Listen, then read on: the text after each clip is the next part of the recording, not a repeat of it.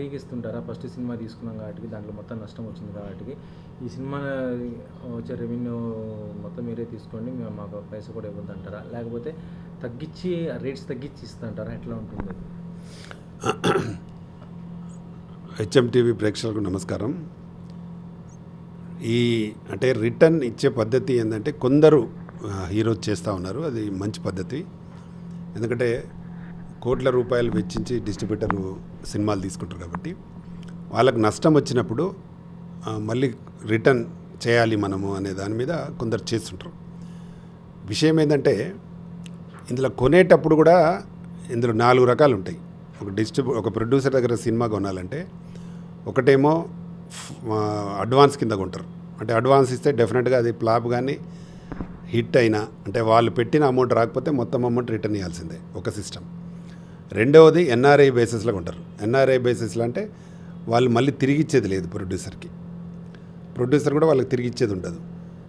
అప్పుడు ఒకవేళ వాళ్ళు ఇచ్చిన అమౌంట్ 10 కోట్లు ఎన్ఆర్ఐ ఇచ్చిన అనుకోండి, 10 కోట్ల పైన ఎంత వస్తే దానికి 80-20% తీసుకోవాలి.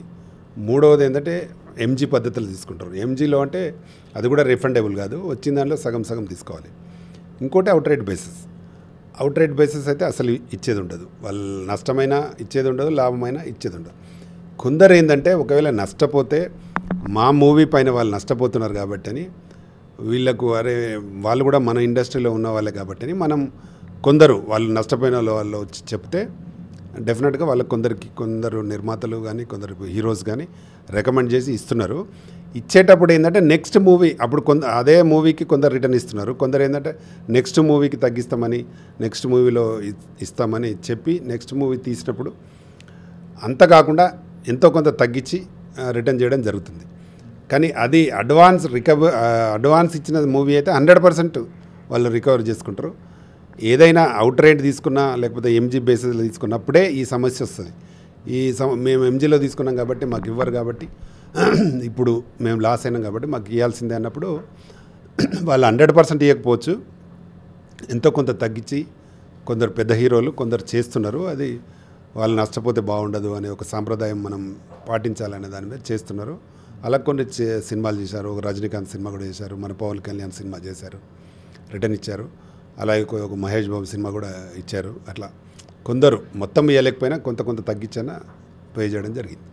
దాంట్లో పర్సంటేజ్ ఇట్లా ఉంటుందా? లేకపోతే అంటే దాంట్లో పర్సంటేజ్ అని ఏముండదు, ఇంత ఇవ్వాలని వాళ్ళు మాట్లాడుకున్న పద్ధతిని బట్టి ఒకవేళ అడ్వాన్స్ అనుకుంటే మొత్తం ఇస్తారు. అవుట్ రేట్ అన్నప్పుడు ఏమి ఇవ్వాల్సిన అవసరం ఉండదు. కాబట్టి వీళ్ళు ఒక అమౌంట్ మ్యూచువల్గా మాట్లాడుకొని మేము ఇంత తగ్గిస్తాము, మేము ఇంత తీస్తాము, ఇంత అని మాట్లాడుకొని పోయిన వాడికి ఏముంది ఎంతో కొంత వస్తుంది, డెఫినెట్గా తీసుకోవాల్సిన అవసరం అనే ఆలోచన అతనికి ఉంటుంది.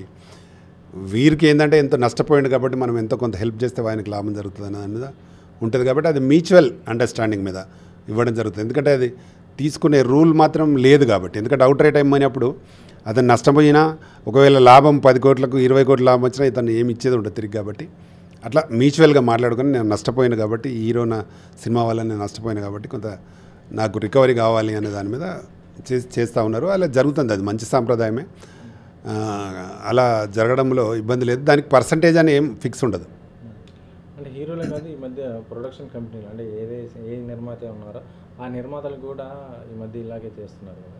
అవును, అదే ఇలా ప్రొడ్యూసర్స్ అనే హీరోస్ అనే కాదు, ప్రొడ్యూసర్స్ కూడా చాలామంది అలా రిటర్న్ చేసిన వాళ్ళు చాలామంది ఉన్నారు. నిర్మాతలు, పెద్ద నిర్మాతలు డిస్ట్రిబ్యూటర్లకు లాస్ అయితే డెఫినెట్గా మనం చేద్దామని ప్రొడ్యూసర్లతో పాటు హీరోస్ కూడా కొంత కంట్రిబ్యూట్ చేసుకొని ఇచ్చిన వాళ్ళు కూడా ఉన్నారు. అలా జూనియర్ ఎన్టీఆర్ కూడా ఒక సినిమాకి ఇచ్చాడు. అట్లా హీరోలు చాలామంది కొందరు కంట్రిబ్యూట్ చేసి వాళ్ళు కలిపి రిటర్న్ చేసిన వాళ్ళు చాలామంది ఉన్నారు. ప్రొడ్యూసర్లతో పాటు ప్రొడ్యూసర్లు నష్టపోతే ఇయ్యలేని పరిస్థితులలో హీరోలు కూడా తిరిగి వాళ్ళ అమౌంట్ ఇచ్చి రిటర్న్ చేసి వాళ్ళు ఇచ్చిన వాళ్ళు కూడా ఉన్నారు. కానీ అలా ఇంత ఫిక్స్గా ఇంత ఇవ్వాలి, ఇంత పర్సంటేజ్ ఇవ్వాలనేది ఏముండదు. కాబట్టి అది మ్యూచువల్గా మనం మాట్లాడుకొని ఇప్పుడు డిస్ట్రిబ్యూటర్ కానీ ప్రొడ్యూసర్ కానీ మ్యూచువల్గా మాట్లాడుకొని దాని మీదకి వెళ్ళి ఇవ్వడం జరుగుతుంది. అది మంచి సాంప్రదాయంగానే నేను అనుకుంటున్నాను. అయితే ఇప్పుడు వీళ్ళు చేసే సినిమా నెక్స్ట్ సినిమాకి అవకాశాలు అంటే వాళ్ళకి ఇస్తుంటారు అంటే తక్కువ కోట్ చేసి ఇస్తుంటారా లేకపోతే ఎలా ఉంటుంది? అంటే హీరోస్ తక్కువ కోట్ చేసేది ఏమి ఉండదు. కాకపోతే ఏంటంటే ఆ నష్టం జరిగింది కాబట్టి మనం నెక్స్ట్కు అతనికి ఇంత తగ్గించాలనుకున్నప్పుడు ఈయన కొంత బేర్ చేసుకుంటారు.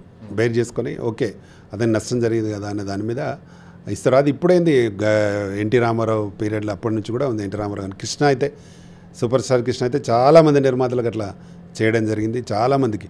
అందులో నేను కూడా ఒక సినిమా చేస్తే సర్దార్ బాబునలో సరే ఇది బిజినెస్ ఇలా కాలేదు ఇంట్లో ఉందంటే ఓకే రామకృష్ణ నో ప్రాబ్లం మీరు ఎంత ఇవ్వాలని కూడా అంత ఇచ్చేయండి అని చెప్పాడు. అంటే మామూలుగా సహజంగా జరుగుతూ ఉంటుంది. హీరోస్ అయితే ఖచ్చితంగా వీళ్ళ దగ్గర పీడించి తీసుకోవాలి అన్నంత ఉండరు.